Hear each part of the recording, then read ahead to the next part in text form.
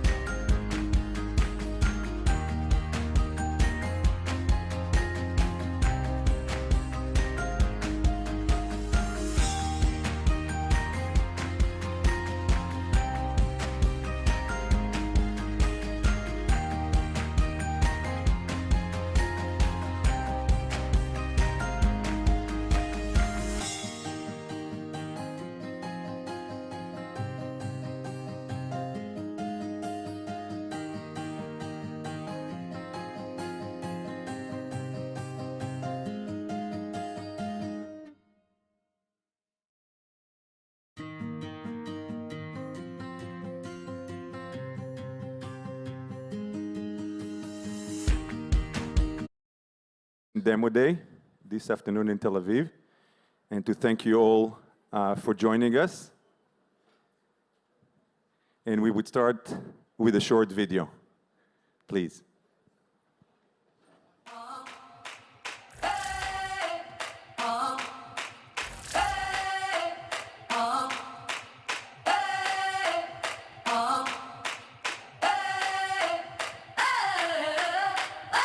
I'm living in that 21st century, doing something mean to it. Do it better than anybody you ever seen do it. Screams from the haters, got a nice ring to it. I guess every superhero need his theme music. No one man should have all that power. The clock's ticking, I just count the hours.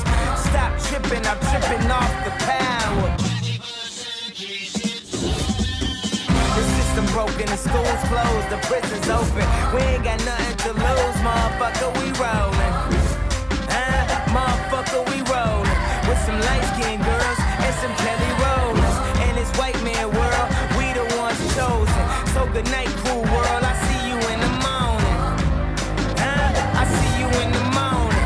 This is way too much, I need a moment. No one man should have all that power. The clock's ticking, I just count the hours. Stop tripping, I'm tripping off the power. Till then, fuck that, the world's ours.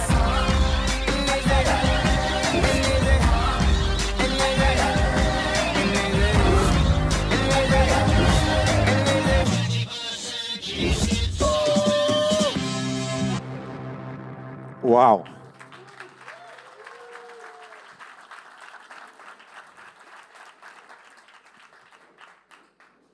So good afternoon, everyone. My name is Jonathan Berger, the CEO of The Kitchen, and I'm super excited to celebrate this afternoon with you, the Demo Day of The Kitchen. We're also celebrating 250 jobs that were created along the 7 years that we operate, and 6 factories that were opened, and north than $250 million, Amir counted, that were invested in our portfolio companies. So, bravo.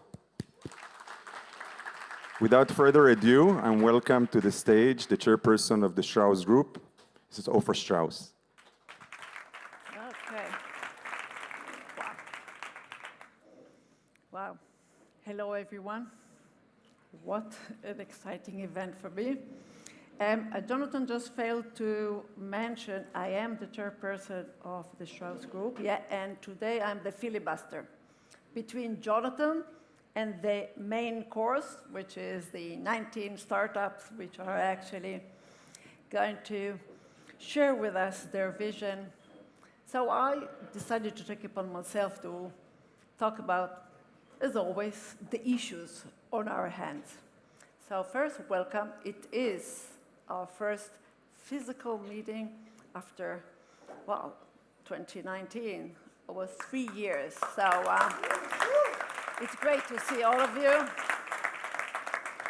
The only other event I had was my Tom and Cheer's wedding, my son's wedding. So, okay, you are after the wedding. It's really, really great to see you, friends, partners, on our journey of nourishing a better tomorrow. The past 3 years were defined by the COVID pandemic. It will take us a minute, and yeah. And we will probably be remembered as the generation of the biggest health crisis since the Spanish flu of the early 20th century. Our life have changed, maybe forever. And the ripple effect of the pandemic are still here with us. The pandemic, supply chain strains, climate events, converging disruption that have sent food prices soaring, not to outhold Russia's invasion of Ukraine, one of the world's 6 breadbasket regions, risk tilting the food system into a global crisis, from a health crisis into world crisis. And I would like to focus just for a minute on the implication of the war of Ukraine. The Ukraine-Russia region is responsible for roughly 30% of the global export of wheat and 65% of sunflower. Russia and Belarus are critical for the export of fertilizers, which is the most important yield driving the farmers globally. Such a direct hit to the most important global supply hub of wheat has a clear link to food security and global security.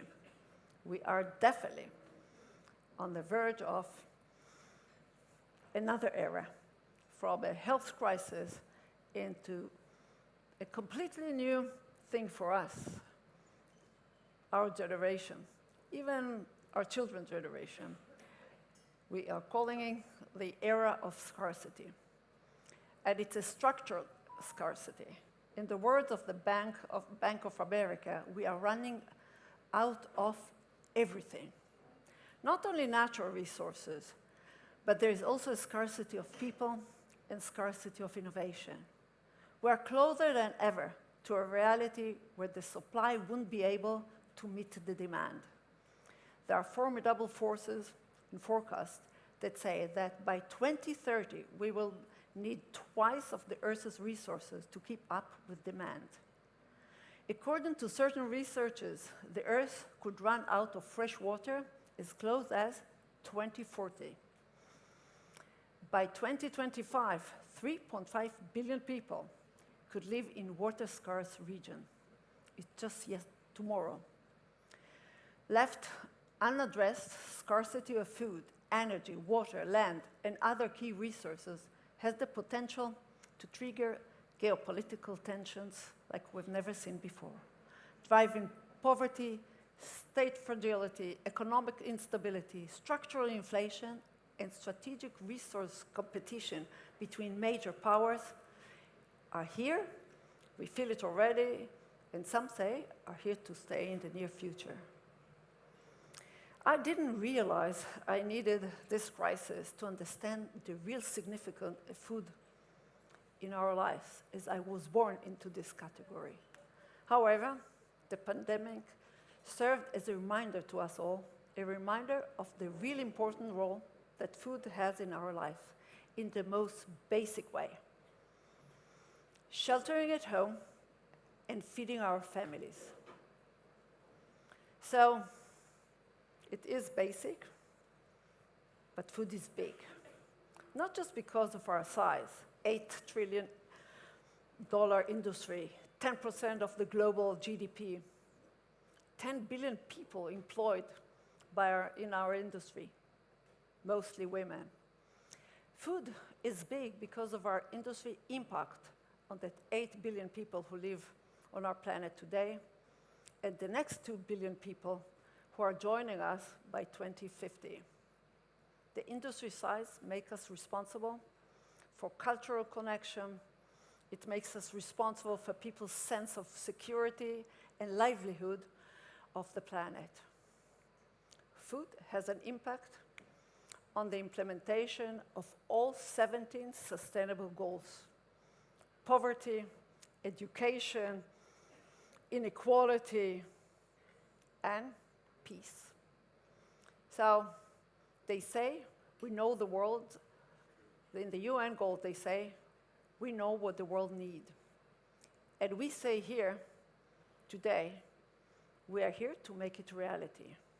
And in order to meet the challenges, we cannot continue to walk our regular path. And I'm going back to our resolution from 3 years ago.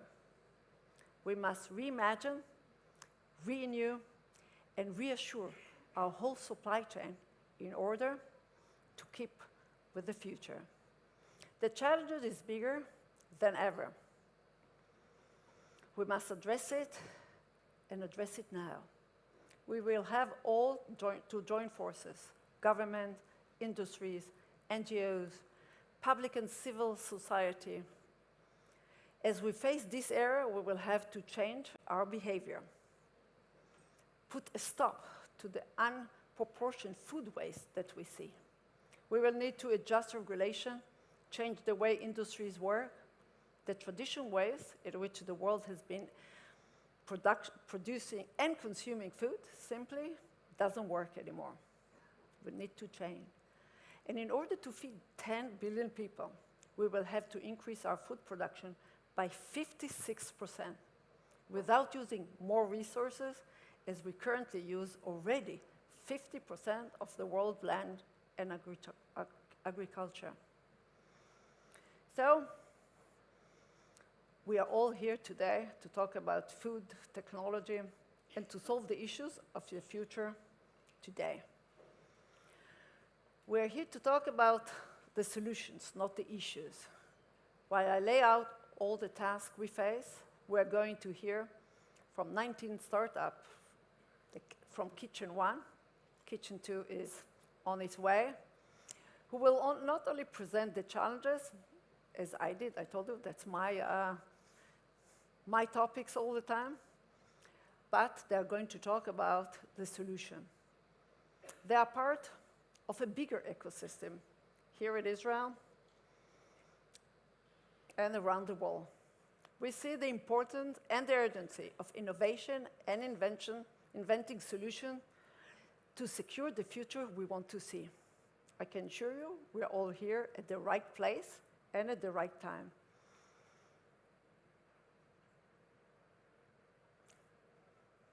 We just finished a big research to actually find out what do people want.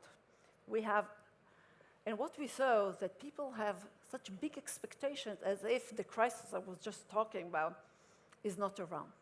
People expect us to create food that is safe for me and safe for the planet, don't harm people or planet, both at the local and the global level. Support my individual needs, cater to individual dietary, culture, and chosen needs. Make sure the food is safe, that it doesn't hurt anyone, and it's tailor-made, especially for me. I want to feel special. And when you give me the things I need the most in the right place, I will feel empowered. And our consumer, our crowd, wants to feel empowered. So, as bigger people than me say, the future depends on what we do in the present. So we are here to do exactly that. We're going to talk about the most important trends in the food tech and agrotech. We see it now as one. We call it the food tech world, but it's really a combination of all. It was a record year, 2021, of investment in this category, $120 billion. And on the innovation front, we're really wanting to see focus on investment on those trends. Urban farming, innovation of food that is using novel ingredients, vertical farming would actually be here and now everywhere. As I said, personalized nutrition and AI is a great combination to actually deliver what people need. Plant-based, cell-based, and fermentation-based source of protein. Well, we started to talk about it already 3 years ago. I hope you'll see some development there. And all of it together, between the huge challenges and the unbelievable innovation, here in this room and in Israel, and from here, ripple effect to the rest of the world, we definitely say nourishing a better tomorrow is a big task. And a better tomorrow is something that we in the Strauss company is part of our DNA. Dreaming of a better tomorrow is part of what immigrants or refugees, depends how you call it, who created our company, the Strauss company, was always the way we thought. We are still, well, almost 80 years after, big believers that it is in our hand to actually do it. And how lucky we are in the food industry. It's about nutrition and about having this attitude of making others feel nourished, make them feel better, and you need to have the attitude of givers.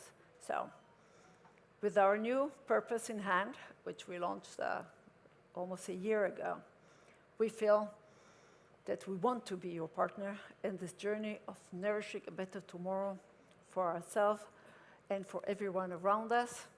And as always, I can't finish any talk about the future without referring to my father who passed away in the pandemic. And I still remember him in 2019 sitting and looking at me when I made the presentation and the opening of this event. He was so proud. And really, you need to have this unbelievable belief that if you have uncompromising ambition, the patience to withstand even the toughest condition, not to give up, and to remember that people are the key, then we will be able to overcome anything that is in front of us. So with his word, I will pass the baton to the most important part, as I said, the main dish of this event. Please, to all the 19 amazing startups, good luck today. Thank you, Ofra. It was amazing. And thank you for the ongoing support and trust. And I'm pleased and honored to invite Anat Natan, co-founder and CEO of Anina Foods, to share with you the good news from yesterday.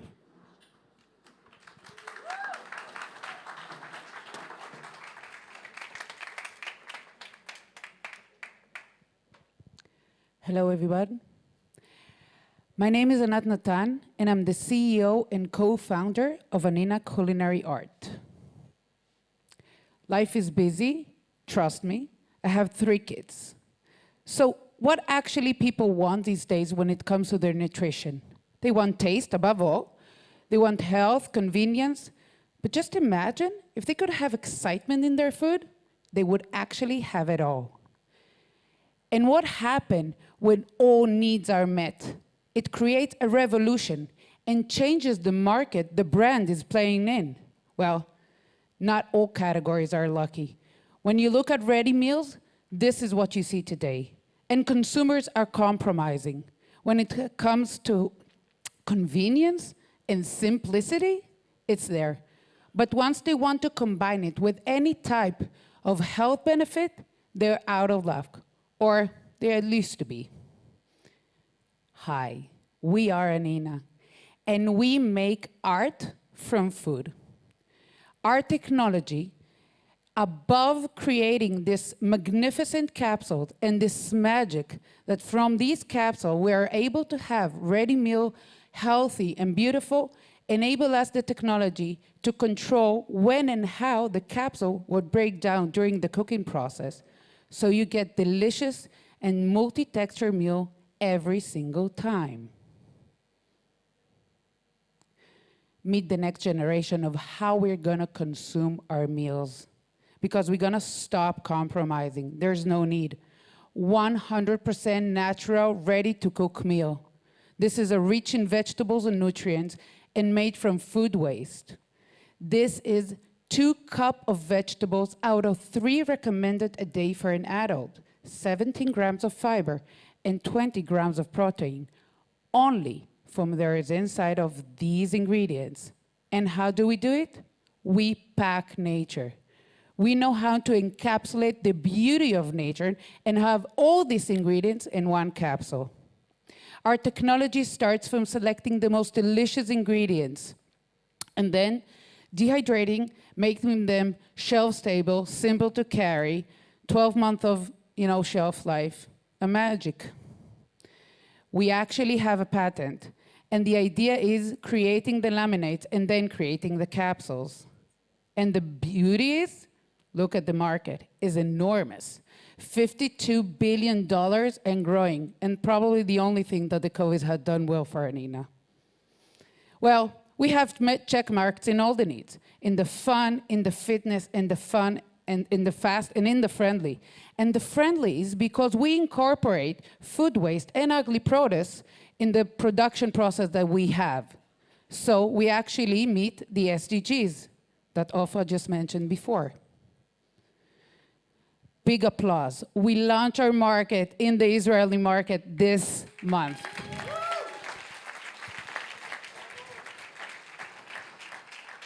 This is an extremely important milestone for us. 2023, we're going to go to the US and the same, focusing on millennial, Gen Z, and in the direct-to-consumer. Meet the team. Meet the amazing team. Okay, we are expert in food, CPG, and design. And we want to thank, honestly, for the honor and the privilege to have our investors here around to support us through this journey. We are now opening our pre-A round to increase the capacity of, the ability to create these capsules and to launch in the US market. So, anyone who wants to talk about the future of how we're going to eat, talk to me. Thank you.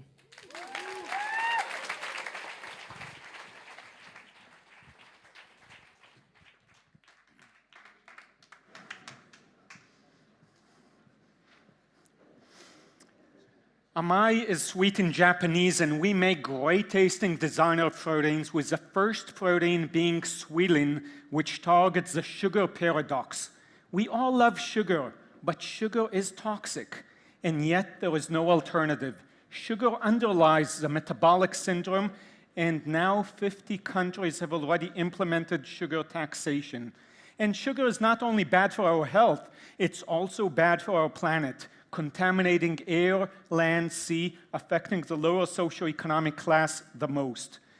And yet, within the 8 categories of sugar reduction, above 30% sugar reduction, no alternative hits in all the checkboxes of taste, cost, health, stability, and sustainability. We do it, nature does it. How does nature do it? Well, in the depth of the jungle, you have hyper-sweet proteins up to 3,000 times sweeter than sugar. They activate the sweet receptor just like sugar, and then they're digested just like proteins. No insulin response, no calories, no effect on the microbiome, liver, and kidneys.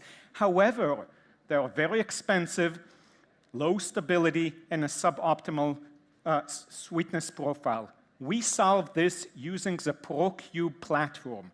First, our ProDesign AI computational protein designs proteins which mimic life in harsh environments, such as a Dead Sea or hot springs. Then we produce the proteins in a brewery, just like you make beer. And then our ProTaste food technology incorporates the proteins into different products, and we have in our pipelines proteins for dairy, plant, and meat applications, but the first product is Swilin. Swilin is the sweetest protein in the world, incorporated into numerous food categories, enabling up to 70% sugar reduction without compromising taste. It has the best combination of taste, low calories, low cost, cheaper than sugar, sustainability, and consumer acceptance. So with the ProCube platform, 4 patents, 52 countries, numerous awards. We just won the Extreme Tech Challenge, going to talk to Bill Gates next month in the ceremony. Numerous applications, and launching next year with some of our amazing partners, all of whom we have with fee-bearing agreements and non-dilutive funding. An amazing team representing a lot of know-how, international know-how from all the relevant places of our multidisciplinary platform, and amazing investors. And I'm proud to open my way just with an idea with the Kitchen Hub Incubator. So thank you, and happy to talk afterwards.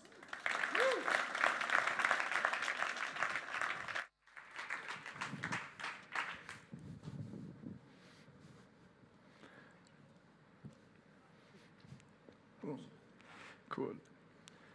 Hello. It just started. Hello. Today, it's a well-known fact that people are after more healthier and less processed food, right? And because of that, we see a huge transition towards the usage of alternative protein. What protein can be found in the market? We have the soy, we have the pea, and we have the animal protein. But the thing is that and next to each one of them, there is actually an asterisk, whether it's flavor, allergens, or not a sustainable solution. This asterisk actually affects three verticals. Manufacturer don't have actually one good ingredient. Corporations are still looking for other solutions, and consumer simply don't buy. The bottom line is that there is a huge potential out there, but small amount of the population are using or consuming current product or ingredients. Why? Because current product in the market seems to be too processed, too expensive, and lack of functionality and versatility. And here, exactly where EAP comes in. Hello, my name is Jonathan Goshen, and I'm the CEO and co-founder of EAP. EAP, the obvious protein. We create protein out of yeast. What is so special about our yeast? We collect yeast that otherwise were thrown away, not only from the breweries, from other streams as well. We take those and run them through our process, no fermentation involved, and at the end, we get concentrated protein powder. Our first product is functional concentrated protein, concentration of between 70 to 80%, functionality of gelation, foaming, emulsion, and the ability to work in high acidic environment. Saying that, that means that we can replace egg, we can replace soy, and we can replace milk protein as well. So actually, we take the asterisks out of the equation.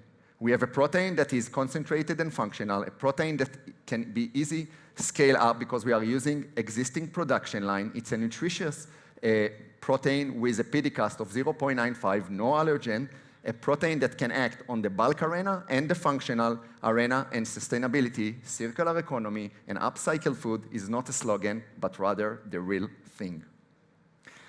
Our team, starting with Didier as a chairman of the board, through Dominic, Karen, ending up with Bill Amutis on our advisory board. After one and a half years, I'm proud to say that we are already on the production scale of hundreds kilos per year. We started pilot with potential customers in different regions on different applications around the world, and most important thing, one of them already converted into product development agreement at the moment that we have in hand. Thank you very much, and hope to see you later.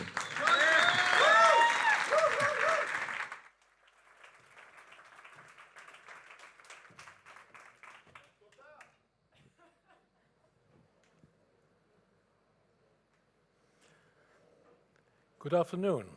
Who doesn't like fairy tales? I will tell you one.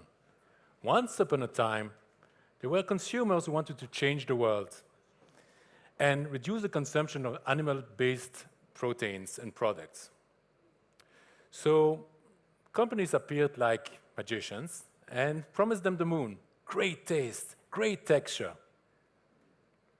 So the consumers lived happily ever after. Or maybe not. When they started to look at the ingredients list, they saw all kinds of strange ingredients that they didn't know. Thickeners, preservatives, emulsifiers, genuine witchcraft. And that's obviously not what they had in mind. Chemicals, processed ingredients, and plant-based ingredients with bad environmental impact like soy and almonds. So enough with fairy tales. My name is Steve Grun, and I'm the CEO of Biofence, and we are the real thing. We are developing plant-based dairy alternatives only with natural whole grain ingredients. Totally clean label without additives, and using our zero waste disruptive production process, getting to a great taste, great texture, and with good nutrition. Our ingredients list includes a short list of only real ingredients, soy-free and based on oats and seeds. And moreover, our technology enables us to develop tailor-made solutions with different natural plant-based ingredients for a variety of different plant-based dairy alternative applications. So our promise is pure food, only food, and nothing but food. Our existing range includes a wide range of yogurts and kefir. And future products include sour cream, cream cheese, feta, that you should come and taste because the otherwise the stock will be finished before, and frozen yogurt. And why are we the ultimate team to succeed in disrupting dairy? Because of the synergy of our skills. We've got decades of food and dairy industry experience that we are now using in order to promote the plant-based revolution. And we are backed by prominent investors, obviously starting from Strauss, Millennium FoodTech, BayWa, and dairy giants like Müller and Le Groupe Bell. And we've got a proven track record and had numerous awards according to us. And now for us, it's a time to spread our wings and to establish B2B cooperation with leading companies all over the world to enable them to offer better plant-based dairy alternatives to the consumers. So join us in creating a real better world where the consumers can truly eat plant-based and live happily ever after. Thank you very much.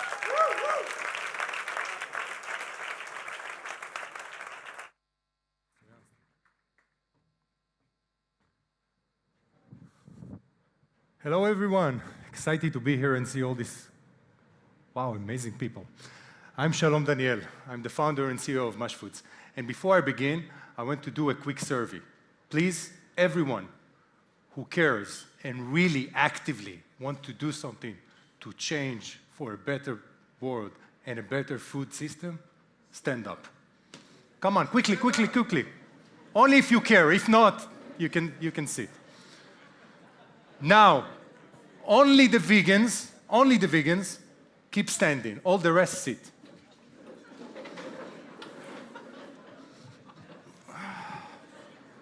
Come on. Vegetarians, maybe? All right. Thank you for the survey. You helped me to move quickly with these slides that shows that, yes, meat alternatives are growing, but not fast enough. Actually, most of us are not eating on a basically diet alternative proteins, okay? Because we're not vegans. Because when you ask people to compromise on basic needs, and I'm talking about not only taste, okay? Taste, there is a few people here that can pass it, but it's nutrition values, okay? It's even sometimes quality and taste and texture. It doesn't fit. We believe that in order to really make an impact, you need a solution that will benefit all sides of the deal. Yes, we want to save the planet, we want to save the animals, but what about us? We need to be first, otherwise it won't fit. And in order to do that, and thank you, the vegan, okay, people, because you are the early adopters, you are the innovators, okay, but we need to cross the chasm to the mainstream market. And this market is a huge market, much bigger than the vegan and the vegetarian market. And this is actually what Mush Foods is doing. We are growing the next generation of sustainable alternative protein based on mushroom mycelium for hybrid products, okay? Specifically for food service and meat producers as manufacturers. And we know to do it for beef, chicken, pork, fish, and even dairy in the future. Why mycelium? Why not using regular soy and pea and all the other alternatives? It's because mushroom mycelium already have the umami taste that we are seeking when we're eating animal food. It's already had the texture, the bite, the feeling, okay? When you are cutting it and you see the flesh of the mushroom, it's exactly like meat. It's already have the whole protein with all the amino acids inside. And it's one of the most sustainable things there is on Earth.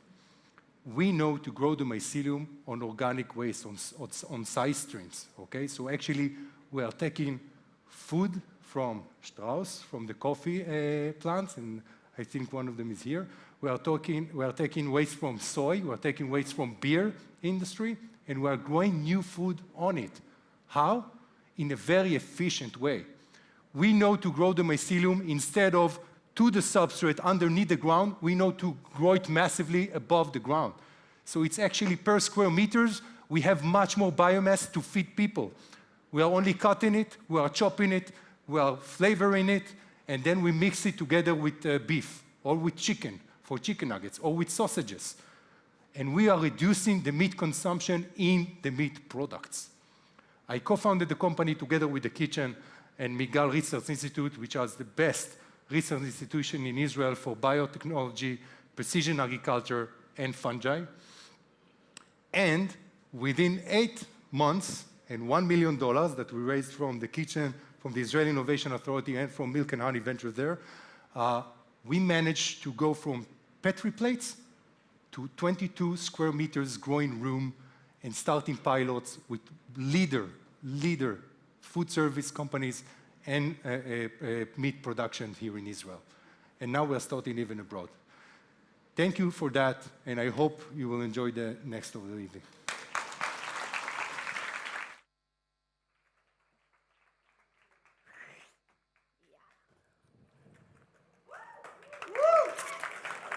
Hello, everyone.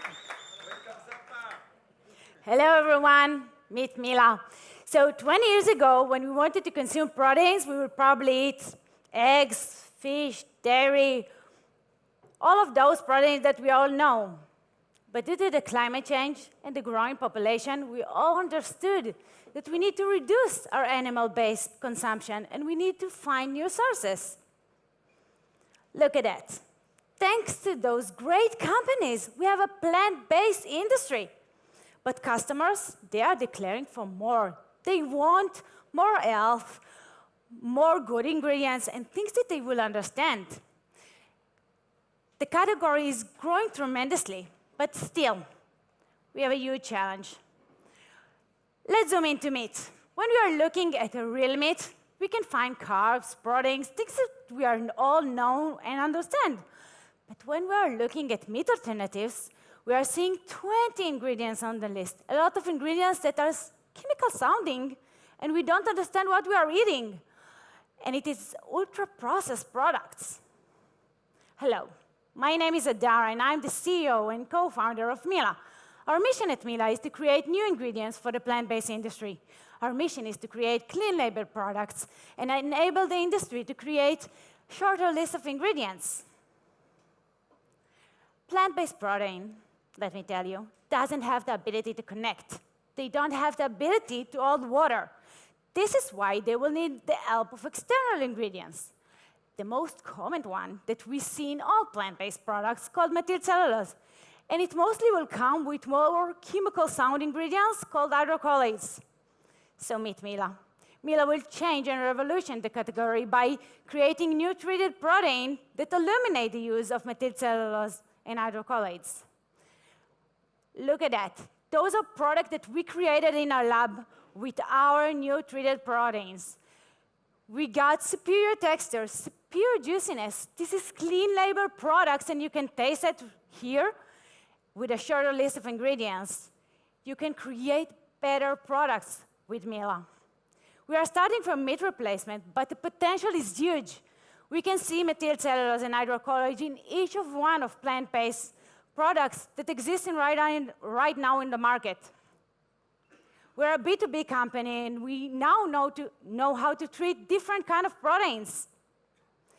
The market potential is huge, and we have a great team. Our team is made from entrepreneurs and PhDs in biochemistry and nutrition. We are now raising our pre-seed round with the Kitchen, so come and join us and come taste our products. Thank you very much.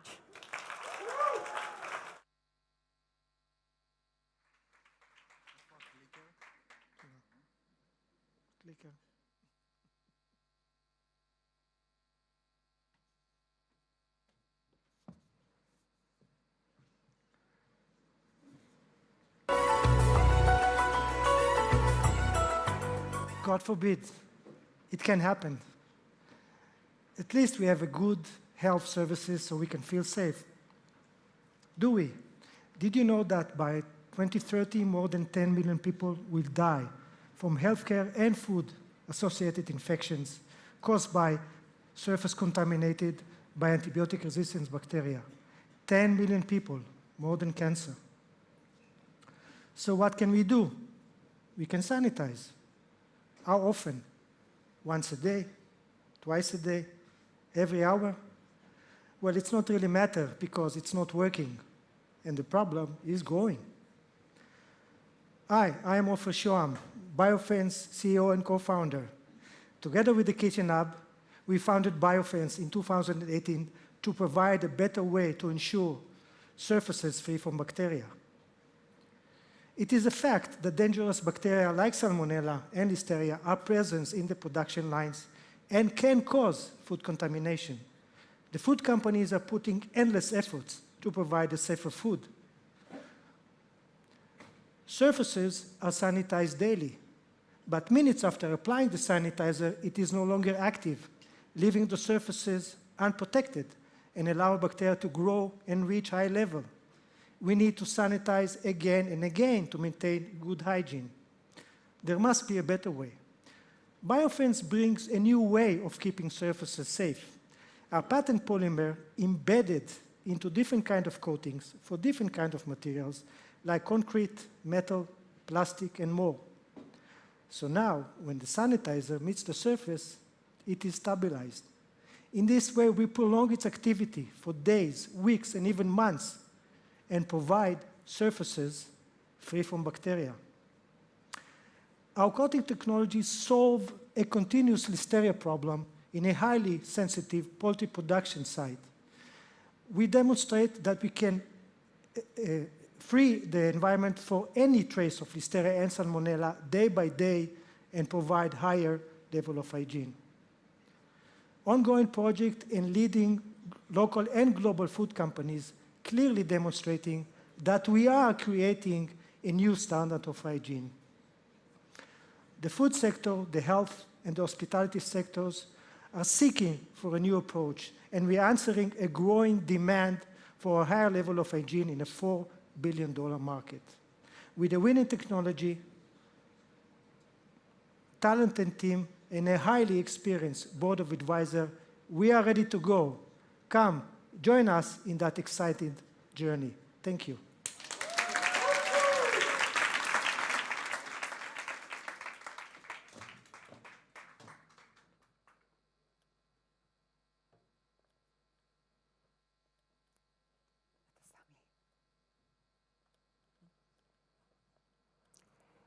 Hello, everyone. I am Daphne Hefetz, the co-founder and CEO of Wonderfish. As you probably all know, the ocean occupies more than 70% of our planet. They are also providing around 70% of the oxygen we all breathe. More than 3 billion people around the world depend on the ocean and their surroundings for their living. Also, seafood is highly nutritious and delicious. However, along with a growing demand for seafood, a dramatic process, yet overlooked, is taking place in our oceans. This process is actually a combination of high and growing demand for seafood, leading to unregulated overfishing. In parallel, water becomes polluted, warmer, and acidified. These and more are leading to endangered, polluted seafood species. If untreated, this will eventually cause a dramatic damage to the ecosystem of our oceans. One of the most promising solutions is producing cultivated seafood outside the ocean. This will allow us to continue feed the planet with healthy seafood while letting the ocean recover. We at Wonderfish are developing a whole-cut seafood fish fillet that is sizable and is composed from the fish fat and muscle cells. These three features are actually what form our superior product, allowing it to fill the gap in the higher end of the market. We can do it via exploiting our mixture of proprietary advanced technology, very rare in the industry, that include novel scaffolding and perfusion system, bioreactor design, and bioprocess scale-up platform. Also, through exclusive license agreement and sponsor research agreement, we work very closely with Professor Kaplan from the Tufts University. Professor Kaplan is a leading authority in this space. Having both strong IP as well as actually two R&D experienced teams, both in Israel and in the United States, we are progressing very rapidly towards having fish fillet that has the taste, texture, and nutritional level similar to those from a fresh wild catch. So don't stay behind. Join us in our efforts to save the oceans. Thank you.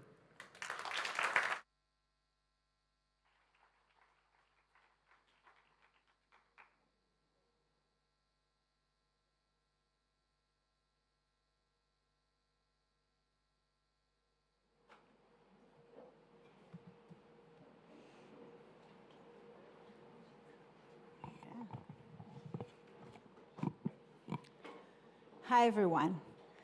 I'm very happy and excited to be here and celebrate with you an amazing year, or more precisely, a journey of 5 years that I've been lucky to take part in. My name is Netta Lavon, and I'm the CTO of Aleph Farms. Thank you, The Kitchen, for inviting me here to speak in front of you today. So for those of you who don't know Aleph Farms is a leading global cultured meat company. We were co-founded in 2017 by Didier Toubier, the Kitchen Hub from the Strauss Group, and Professor Shulamit Levenberg from the Technion Institute of Technology.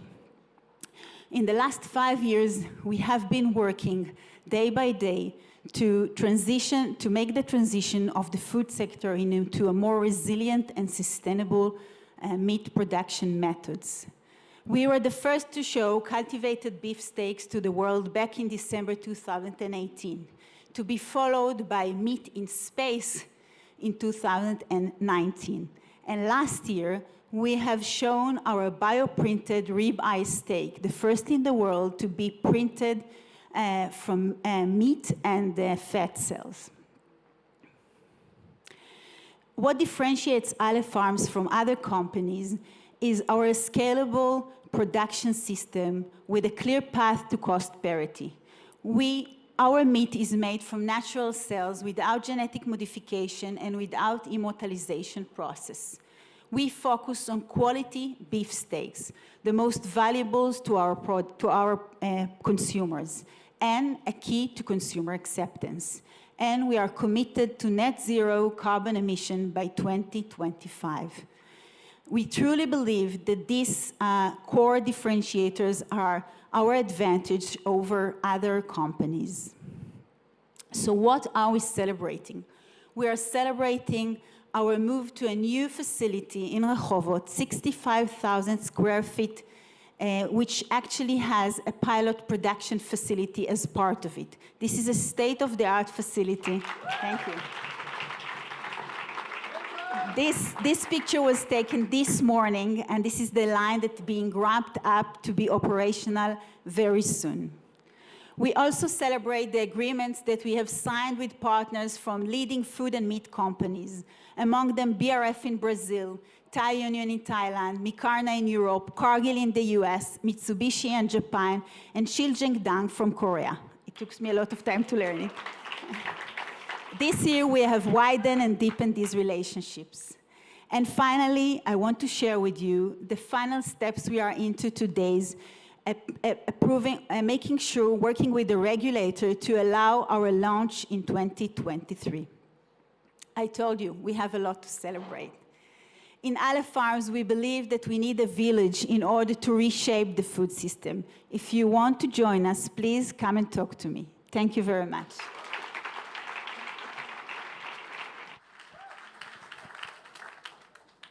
Thank you, Netta, and thank all the first 9 presenters. And now, Zappa, please join me and give a big hand to a chef, a food writer, and a popular TV presenter, Ruti Russo. Woo!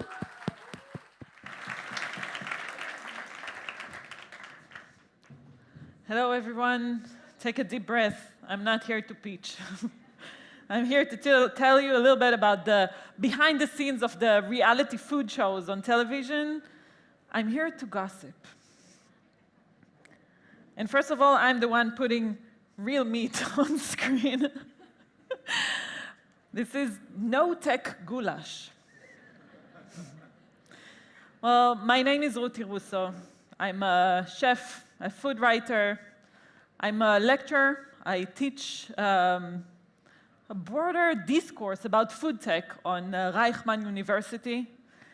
And recently, I received a new title. I'm also a judge. But I'm a judge on a reality food show in Israel called Israel's Next Restaurant. And I have to tell you something you probably didn't know, but on the street, this is the highest achievement you can have, to be a judge on reality show. It's one rank above a Nobel Prize, and I have it.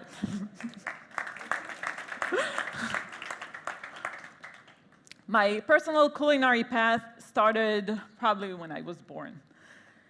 Literally saying, food is my mother's tongue. My mom is Nira Russo. She's sort of the Israeli Julia child. And she's the founding mother of Israeli culinary, to be honest. And thanks to her, I got to fall asleep in the best restaurants in the world before I was 12. I fell asleep in Paris, I fell asleep in New York, I fell asleep in London. I fell asleep in front of foie gras, I fell asleep in front of sommeliers, I fell asleep in front of the best waiters in the world. I fell asleep and I dreamt of simple food. I fell in love with food when I was a little bit older. After my military service, I moved to New York and started working under, the show. I started working under celebrity chef David Burke. He taught me really fast everything about what good service looks like, what good restaurant looks like, how to curse cooks so they respect me. He taught me what good steak looks like. We were part of the Smith & Wollensky restaurant group during its heydays. But most of all, I think I fell in love with the sound of a good restaurant when it's operating properly. I mean, it has this unique music to it. You hear people laughing and chatting. You hear the wine glasses cling together. You hear the determined walk of the maitre d'. It is such an exciting yet soothing sound that you get addicted to, and I think this is what gets people into this horrible, horrible trade of restaurants. And I decided to go and study culinary myself. I enrolled to the French Culinary Institute, so my days and my nights were all about food and restaurants, all day long. But you know, I was just a girl. I was just a kid then. And you know that falling in love is always a little bit childish. It's a bit naive, a little bit blind. And I think it took me several years to start really exploring where my food is really coming from. I mean, where do the grains grow? Where does the meat come from? How come there's so much French and Italian and Japanese influence on my plate, but no Ethiopian influence on my plate whatsoever? And I started to notice so much prejudice and ignorance in my plate, mostly for me, but also from my colleagues, my friends, my family, my surrounding. And I think this is what, the deeper I dug into this, the more I realized that the taste of the food is actually, I know it's a horrible thing to say for a chef, the taste of the food is actually the most boring part of the food. I've researched and lectured all over the world the connection between food and economics and politics, the way the world influences what's on our plate, but also the way what we put on our plate influences and shapes the world around it. And I think most people in the world would understand the first part of what I said, but everyone in this room would understand the second part of what I said. I'm not going to expand on this any further. You can find my TED Talk. It's online. It's easy to find. I just want to say the taste is way more political than what we think. And with this premise in mind, I consumed the position of a judge on a reality show. I mean, thinking that taste is political. And this is a problem, because I'm going to determine the fate of the contestant in front of me based on something that I find so elusive and so unstable as my personal taste. So I was thinking that maybe this is an opportunity to deepen the discourse of food in Israel and to bring this wider worldview to prime-time television. And we'll wait with that. And I was really happy to discover that people did watch me and listen to the analytical criticism that I gave the contestant, to the new horizons that I brought with me, and they all came back to me with one question that kept repeated, and it was very philosophical. It was, why do you keep your hair gray?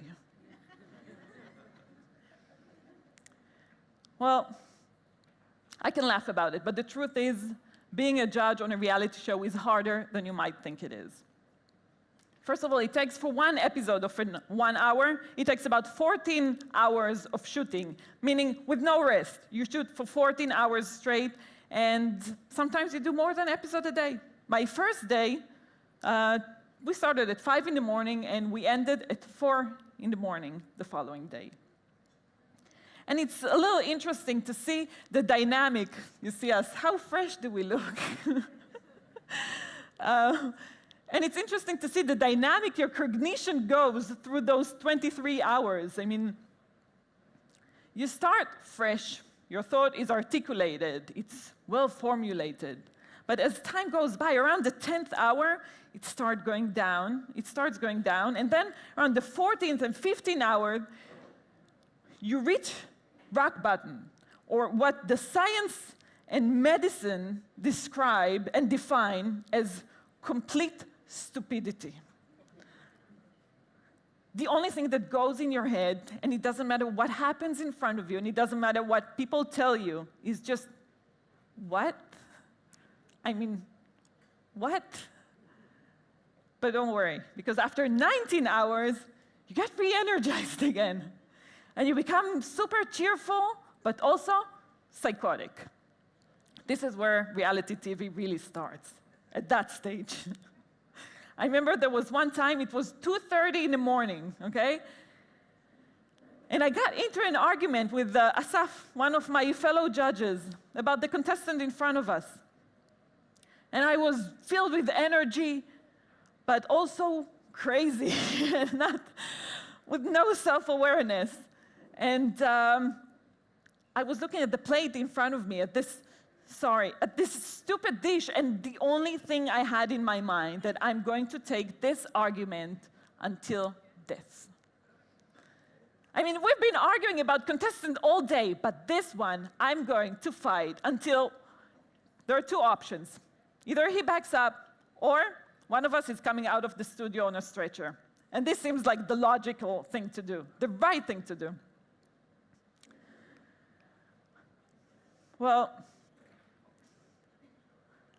I went into this, I wasn't blind when I started doing it. I was a little afraid. I was afraid that this is going to be meaningless. I was afraid that I would come out weird. But it turns out that reality TV just loves craziness. It loves insanity. I mean, it just looks for it. You know how you spend your day trying to look normal? I'm sure everyone around here is struggling sometimes to hide their darknesses and to hide their insecurities. Well, you come to TV, and please don't hide anything. Let your craziness shine. This is what television loves. So when I started doing it, I was a little bit worried that maybe this would lack meaning, and this would feel as I would lose the sense of added value. And I was afraid that I would be so concentrated on the taste that I would lose the essence. And by that, I would lose myself. And I think maybe that had pushed me one Thursday morning to buy tickets, plane tickets, to that same night to Poland. I was reading the newspaper, and I saw, it was just when the war in Ukraine started, and I saw the picture of a line of women standing there. One of the women, one of the mothers, was holding a cat on one hand and a baby on the other. And I looked at it, and I bought the plane ticket. And I wasn't sure why I'm going there or where I'm going. I just knew I have to be there. And I knew for sure I'm not going to save the world. I'm not going to solve their problems. And I'm not going to end the war. I just knew I can cook for them. I mean, this is what I know how to do. And I will find where to do it. So it was 1:30 in the morning when I finished shooting that night. After whatever, 2 weeks of shooting. I mean, it felt forever. And I just want to give you a little glimpse of what my life looked like, because when I say shooting, I mean, I do work really hard, but I have a brigade of people around me constantly checking if I want more wine, or if I want the wine colder, or if I want a different wine, or maybe food, or maybe I'll want some food later, or maybe some fruit, or the cab. It's waiting for you, don't rush. And I have a team, a beauty team, that makes sure that my sleeve is right, and that, oh, you can see that.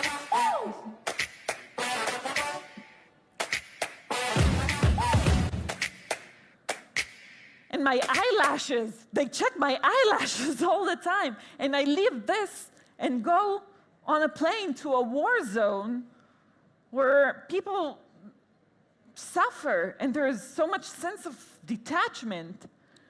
And I get there at noon, and straight to WCK. I'm not sure if you guys are familiar with WCK, World Central Kitchen. To be honest, I didn't know them before. It turns out they're pretty famous. This is an international organization that opens field kitchen in a disaster area.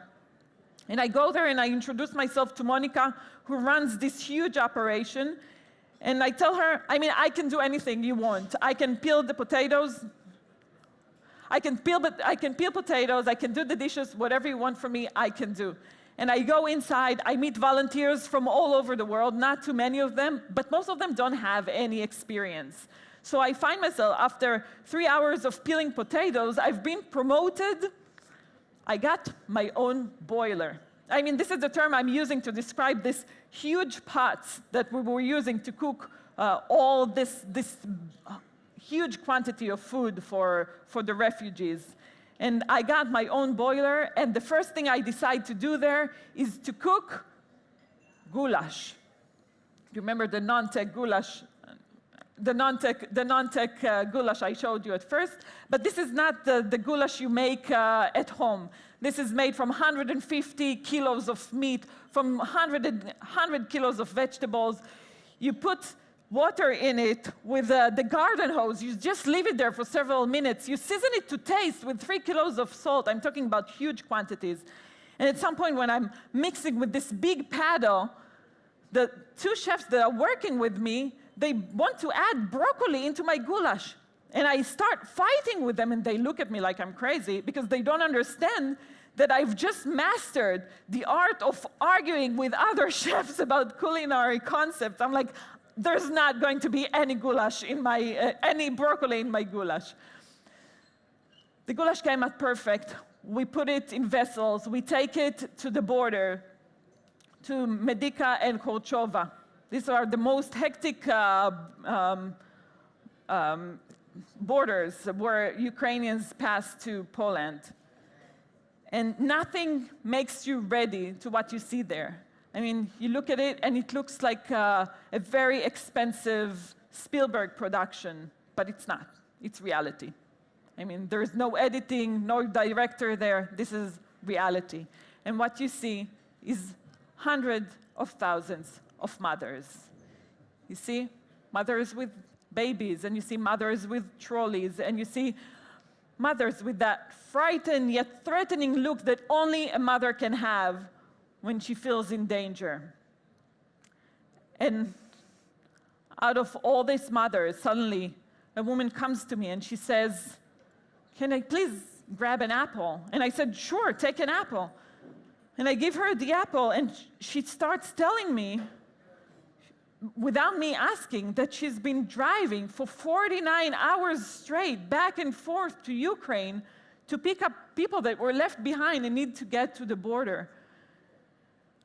And you know, the first thing I do, I try to give her money, because that's like the Western way of solving all the problems, right? I mean, we think we can solve the problems with money, and she doesn't want my money, and I feel helpless. She's crying in front of me, and we stand there in this swarm of mothers, a strange woman that I don't really know, and she clings to me, and she holds my coat, and then she hugs me, and she doesn't let me go. And you know what? She hasn't let me go ever since. I mean, I've seen horrible things there, but I still feel her touch, the way she held me.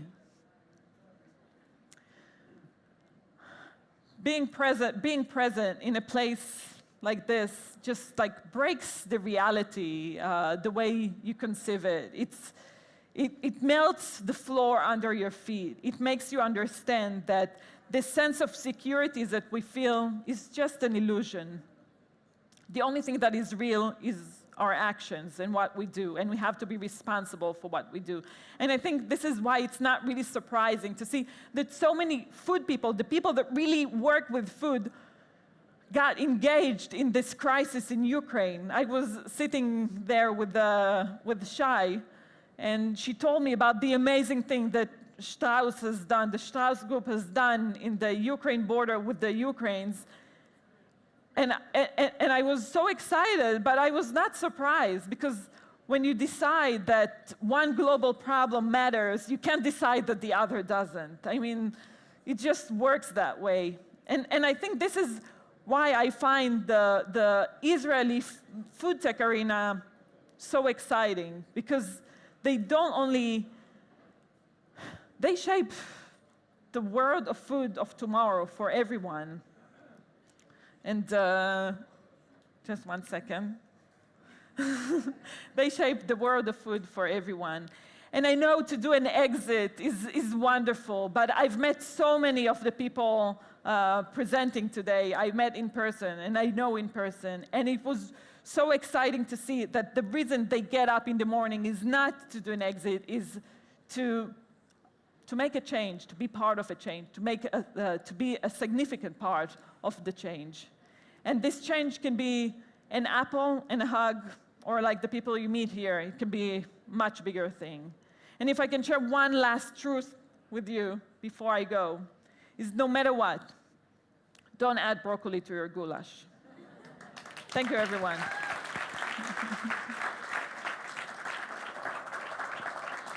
Thank you so much, Ruti, for connecting all the dots. And I'm pleased and honored to invite Barak Melamed from Real Bite to the stage. Please, Barak. I still have goosebumps from Ruti's amazing story. Oh, thank you. So, you probably know these guys, right? There can only be one original but. Woodstock, summer of '69, 400,000 people watched on stage then unknown Joe Cocker.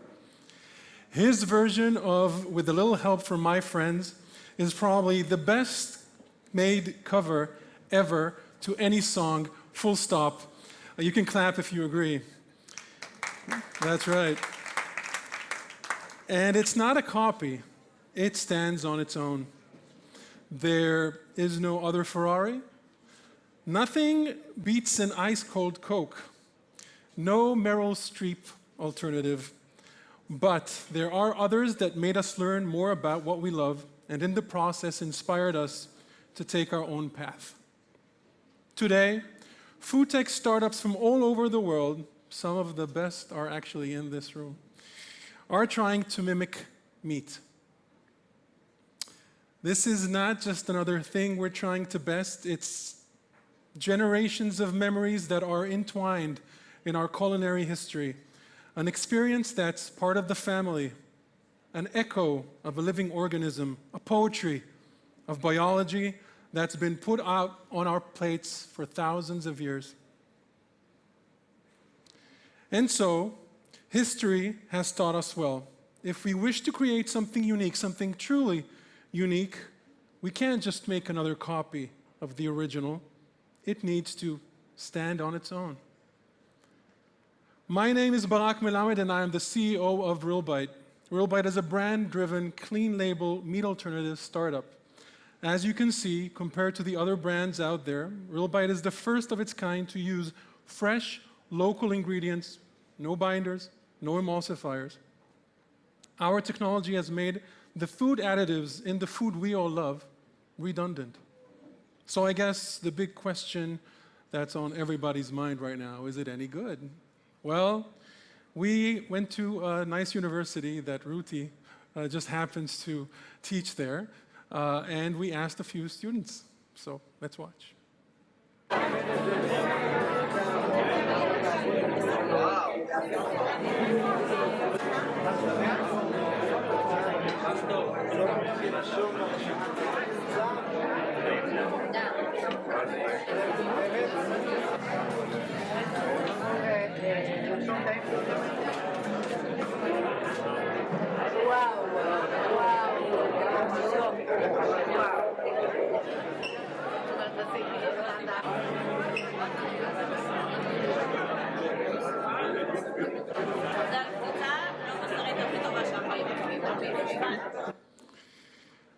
I think they like it. I'm happy to announce, and this has been some time in the works, but I'm happy to announce that by tomorrow, cross fingers, our first factory in Ashdod will be complete. Thank you. And we're looking forward to ship out the first orders received for the food service, and later this year to supermarkets in Israel and abroad. So this time is super exciting for any startup. We have a state-of-the-art factory, we've signed commercial agreements, and built a remarkable team to lead this company into a huge success. Thank you.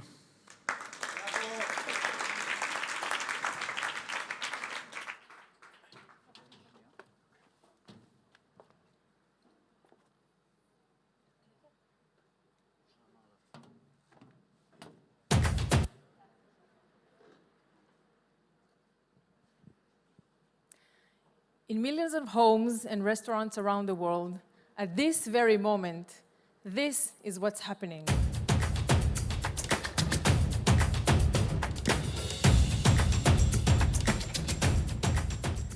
People are using eggs for breakfast, lunch, dinner, for desserts, cooking, baking, creating countless different dishes. That's why it's easy to understand how 1 trillion eggs are sold every year. And this is exactly where the opportunity lies. While the meat and milk alternative categories are with massive competition, the egg alternative category is hungry for solutions. And so it still makes up less than 0.5% of the egg market. Hi, I'm Liron, the CEO and co-founder of Zero Egg, established in the kitchen in 2018. What we do? We sell eggs that are made from plant proteins. And this is how it looks.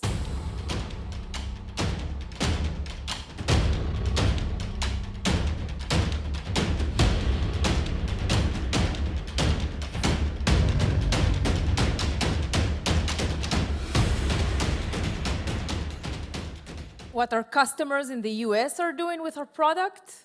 Well, whatever an ordinary egg does. From scrambling to baking, Zero Egg has the same functionality, taste, and texture as the chicken's egg. And it's not just us and our customers saying that. Take it also from the 2 times Food Network champion and star, Chef Palak Patel, that loves to cook with our product. After 8 years of science, we cracked the egg code and created a patent-pending formula. Our team of scientists analyzed thousands of protein on their molecular level and constructed a formula that mimics the egg behavior. The next couple of months are super exciting for us. We are approved by one of the biggest food service purchasing group. We are getting our logo on more and more restaurant chains in Boston, New York, LA. We are getting into more and more college universities, and we are piloting with 2 national chains. And we just launched our first partnership with a CPG player on a breakfast item made with 0 egg that is sold right now at Costco. So what is next for us? After penetrating the food service channel, we have our eyes set on launching a chilled liquid that will be sold to end consumers in retail, so 0 egg can get to everyone's kitchen. On top of being a promising company, we are actually doing good in the world. 0 egg uses less land, water, energy, and creating less greenhouse gas emissions. So if you are a dreamer like us and you want to join our exciting ride in bringing about a better tomorrow, let's talk.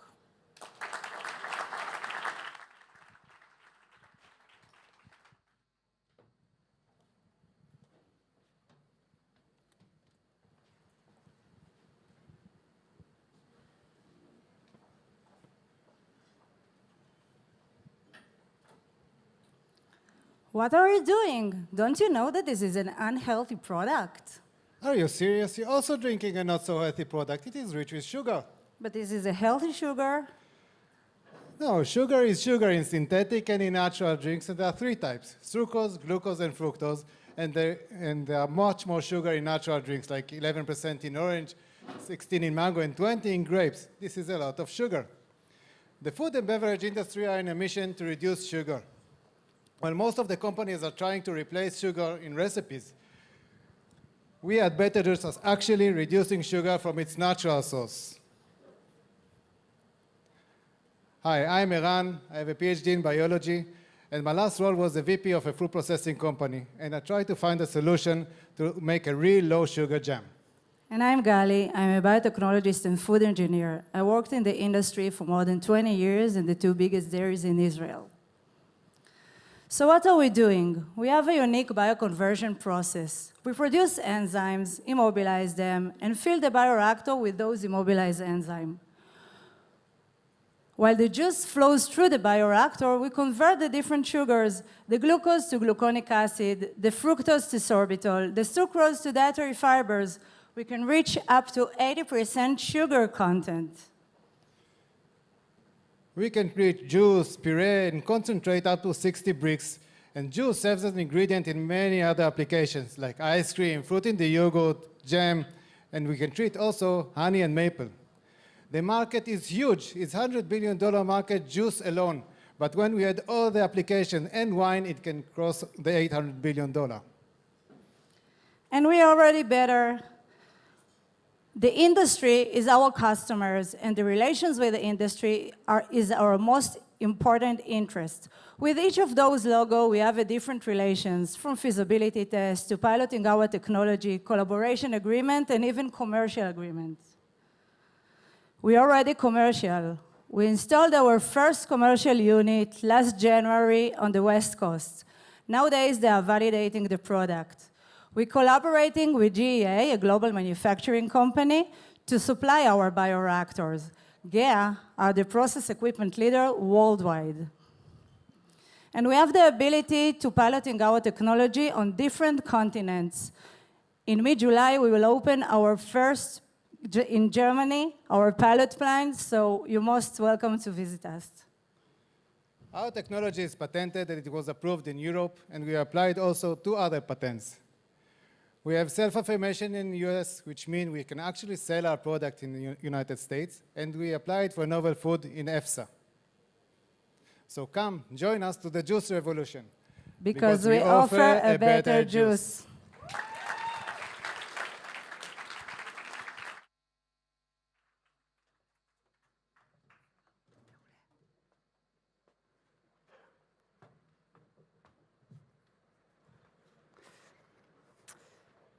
Hi, good afternoon. My name is Gal, and I'm thankful for the opportunity to share with you our story and commitment, protecting our source of life, using our protein-based food and water protection solution.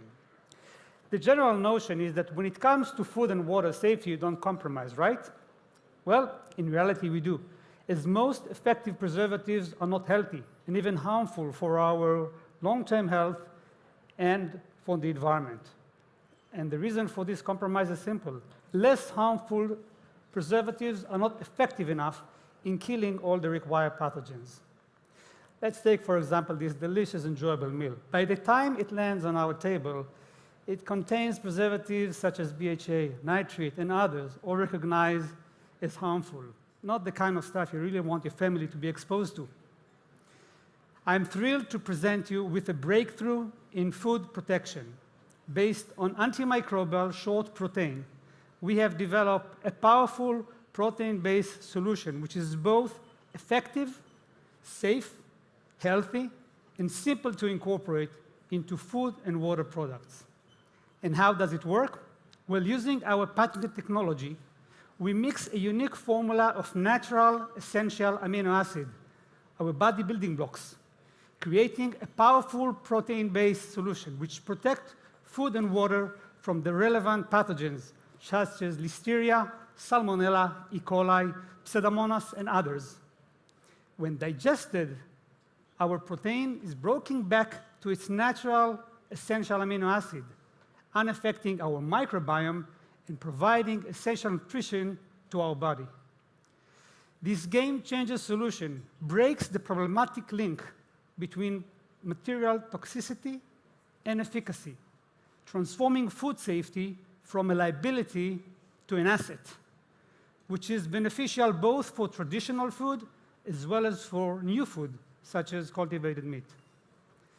Furthermore, our solution can be implemented in food applications where current preservatives are not allowed, hence extending shelf life and reducing food waste. During the last year, we have conducted proof of concept and developed water disinfection and food protection solutions, which are now being evaluated by several market leaders. Our revolutionary solution can be implemented in many use cases in the food and beverage, water, and healthcare industry, supporting our vision for a better world and providing exciting opportunities and growth potential for the company. We have a great team of professionals, highly motivated to deliver our commitment, and we seek strategic partners to support our journey of protecting our source of life. Thank you.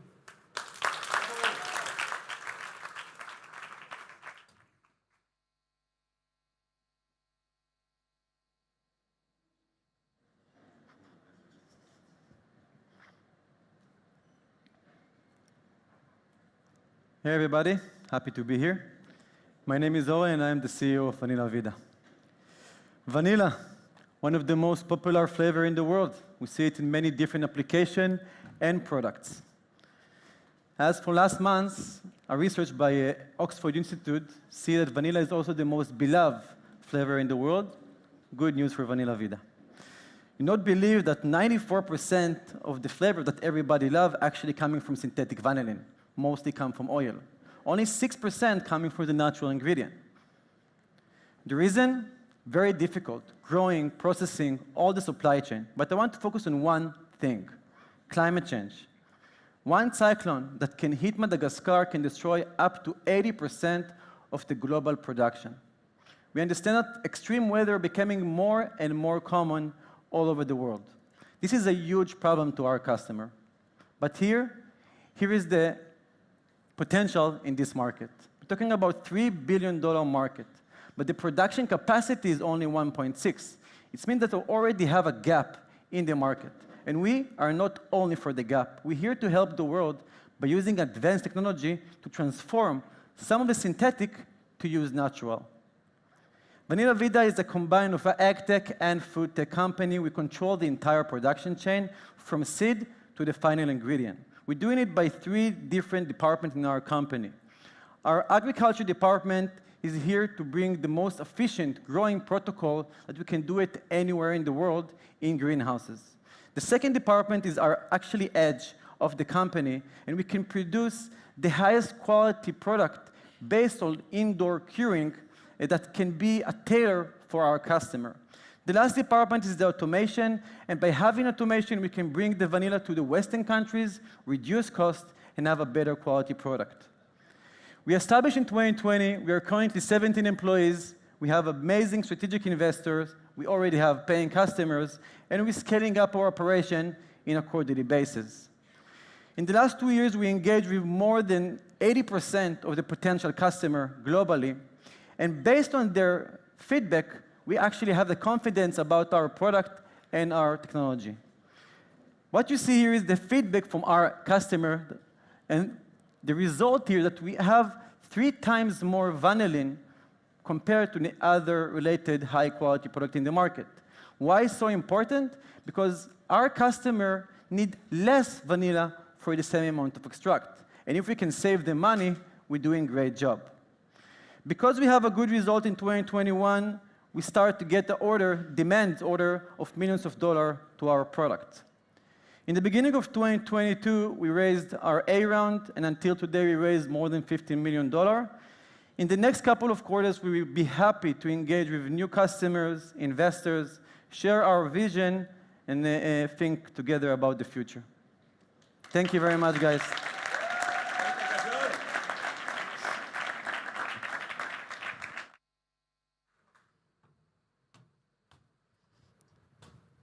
Hello.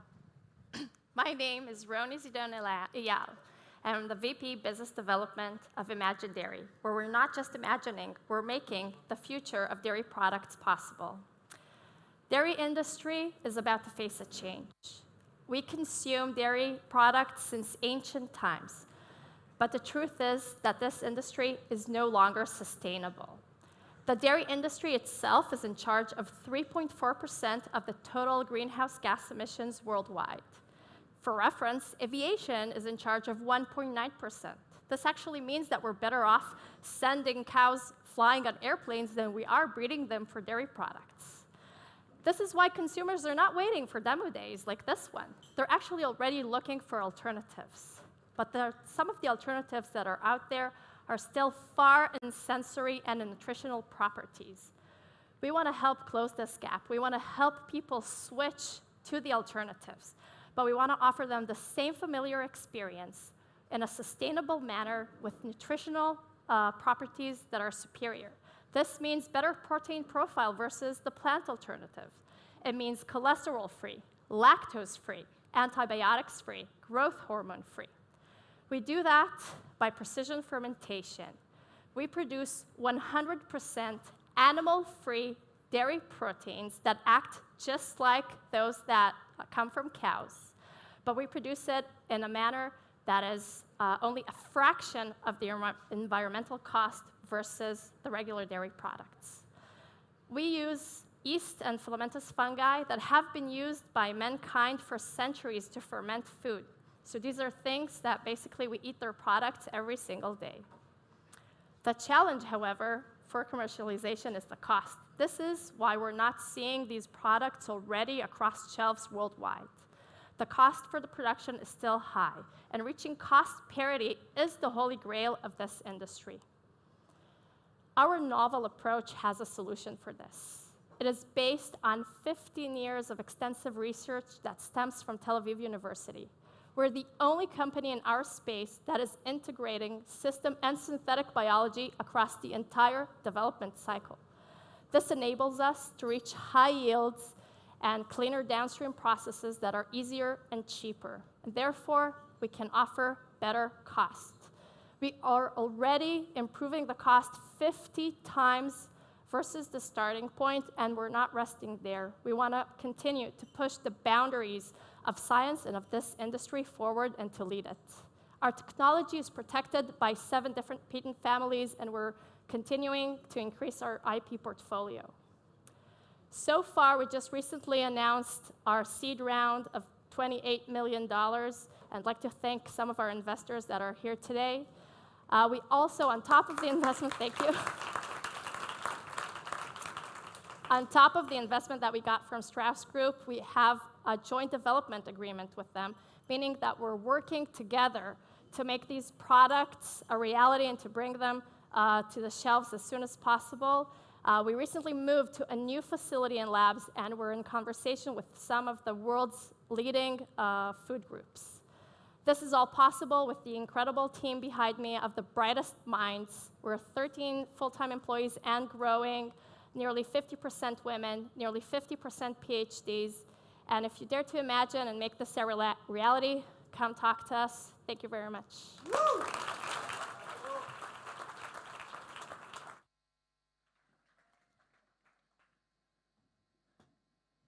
All right, I was asked on top of my pitch to be a bit of an energizer for the room. So good evening, Zappa Tel Aviv. Wake up a bit. 3 more pitches to go. All right. I get your energy now in the right direction because I want to talk to you about a topic I really like, snacks. Do you love snacks? Yes. All of you love to snack. Trust me, up to 7 mini meals a day. That's the new number. But actually, the industry I so like, the snacking industry, is addicted to added sugar. The only way the industry knows today to connect ingredient into snack is by using added sugar as glue. So yes, ladies and gentlemen, when you eat a snack, you eat some of that glue, and that glue is a lot of added sugar. But don't worry, we have the solution. So hi, I'm Roy, co-founder and CEO at Era of FoodTech. Pleasure to be here today. And I'll start by introducing our tech. That's the heart of a company.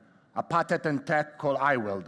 We use mechanical pressure and ultrasonic energy in a very unique way to creating the snacks of the future, because the current technologies just can't deliver.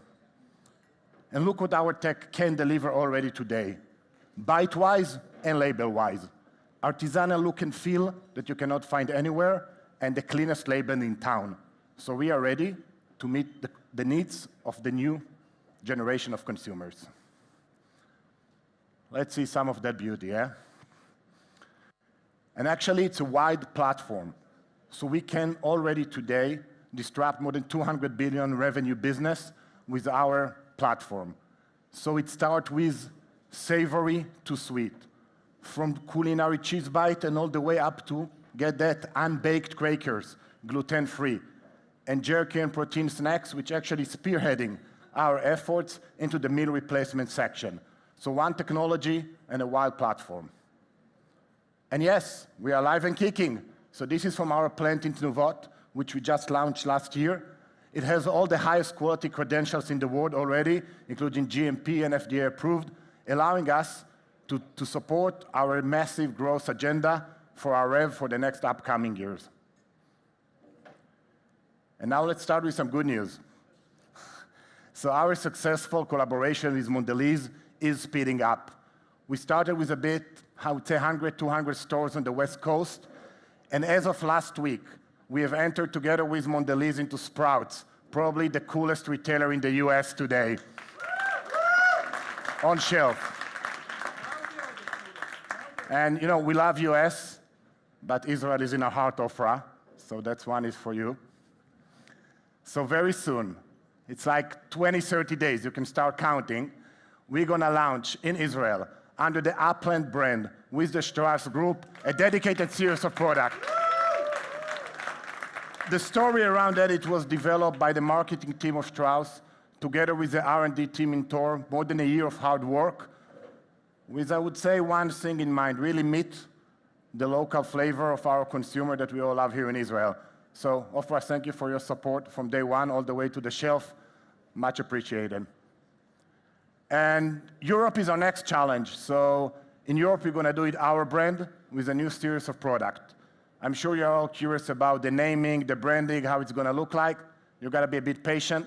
Come visit us in November in Amsterdam for the first global peak reveal of our new brand. And finally, I wanted to share another secret here today. Our vision goal stretches a bit into the horizon. So we want to allow consumers to enjoy personalized snack anytime, anywhere in a very dedicated way. So my two amazing partners and all the A team of Tor worked in the last year quietly on a big project, and we will reveal today just a small peek out of that. So please enjoy.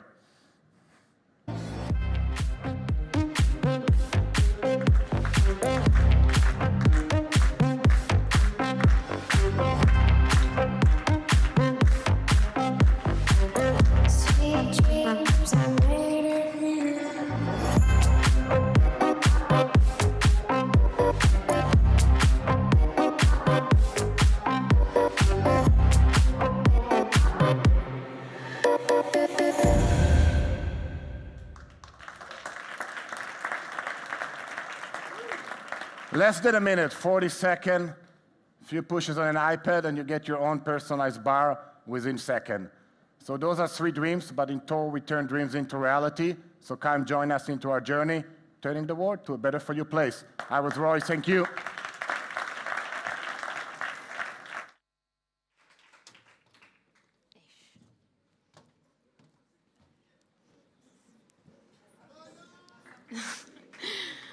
Hi, everyone. What a great event. Thank you very much for having us here and creating this amazing event for all the startups, all the community. Thanks for the kitchen. Thanks for Strauss. And now, and the IIA, of course. And now it's time for Maolak. So preventive nutrition, precision nutrition, food as medicine. You all heard those phrases. But what happened when my own story of my personal becoming a mother, breastfeeding, and so on, meets the food tech industry? So as grown-ups, we are deprived of life's greatest functional resource, the one that we in Maolak actually utilize, the gold standard for our nutrition. Yeah, you guessed it right, breast milk. We have a thorough research on breast milk, and we are the only company that discovered more than 1,500 functional protein responsible for anything you can imagine, from immunity to nutrition to cognition, gut, brain, and all of that. So what we are doing is taking the market of functional ingredient that has health benefit claims to the next level. We want to leverage the multi-billion-dollar to Maolak. So we bring the tech to food tech. We actually created a unique algorithm that uses AI, machine learning, and NLP algorithm to understand better the data set of protein inside of breast milk, finding their homologue or their bioequivalent in other sources. They can be plant-based, they can be animal-based, and they have more than 95% of biosimilarity. At the end, we have FMPs, functional milk protein, that has an enormous benefit for us.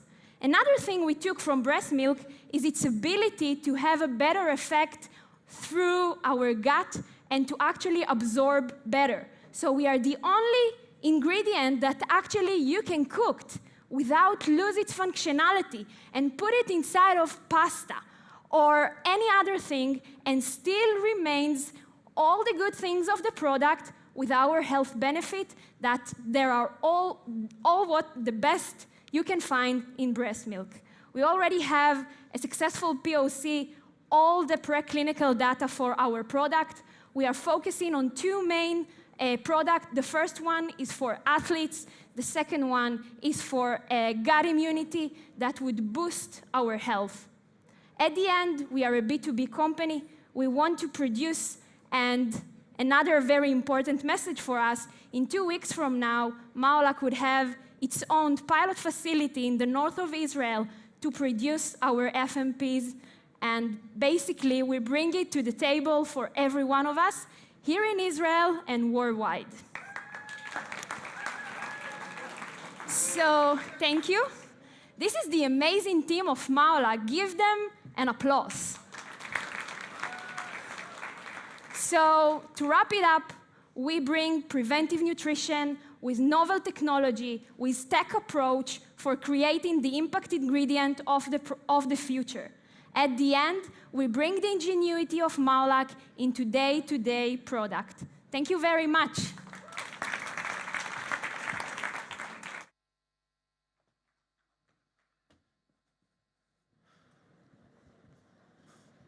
Hi, everyone. I'm Roy, and I'm the CEO of 4C. You all know the old saying, there are plenty of fish in the sea. Well, this is not the case anymore. As of today, less than 7% of the fisheries are being fished at levels that are below sustainable limits. And if that's not bad enough, the global demand for seafood is expected to double by 2050. The UN, of course, is aware of this severe problem and included life below water as part of its Sustainable Development Goals. Now, I know what you're thinking. What about aquaculture? Unfortunately, aquaculture has not solved the environmental issues. It only increased them. And at the same time, there have been new problems arising related to food quality and health. So what is the best solution out there to solve the supply-demand gap? Cultivated seafood. Why? Because its product's quality will be similar to the wild catch, consistent, and free from contaminants. But these solutions, which are great, will not be able to meet their potential as long as they are so expensive to produce, and this is exactly where we come in. ForeSea has a disruptive technology to produce cultivated seafood in a very similar way nature does. We can use this technology to produce any type of seafood that we want, from eel to scallop, from shrimps to salmon. So what's so special about our technology? Well, the common practice focuses on directed differentiation, which means that cells are directed to a specific cell type, either muscle or fat. Our technology focuses on helping stem cells form 3D microtissues that spontaneously differentiate to all edible cells, altogether.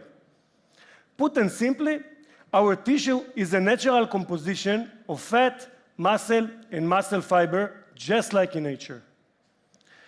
Our technology has several remarkable advantages, including significant reduction of growth factors usage, better scalability, and elimination of the scaffolding stage. We have a very strong scientific team with years of background studying cell-phase decision, developmental biology, and cultivated meat. And we are targeting a huge growing market with an endless potential. It is expected to reach $40 billion already in 2030. We've already started working on our first commercial fish, the meat of an eel, an endangered species that cannot be bred in captivity and has a market demand of $10 billion. The ocean has always been a meaningful part of my and my family lives. In this picture, you can see my older daughter Tamar and myself on our way to our favorite hobby. On the top one, you can also see her on one of the waves. To me, the ocean always symbols inspiration, freedom, and life. If you share my ambition to preserve the health and beauty of the ocean, please come and speak with me.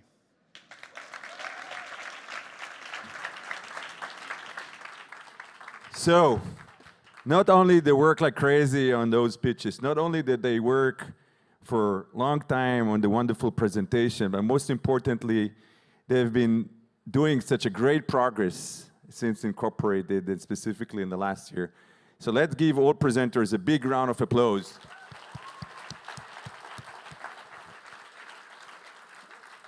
And just before we invite you to move back to the areas of the booth, I want to thank to our two true partners. So first of all, the Israel Innovation Authority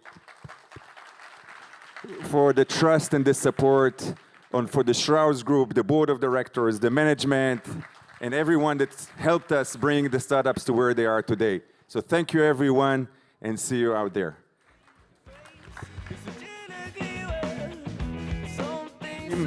The Danone team is welcome to join us for a quick discussion here at the stage. Danone.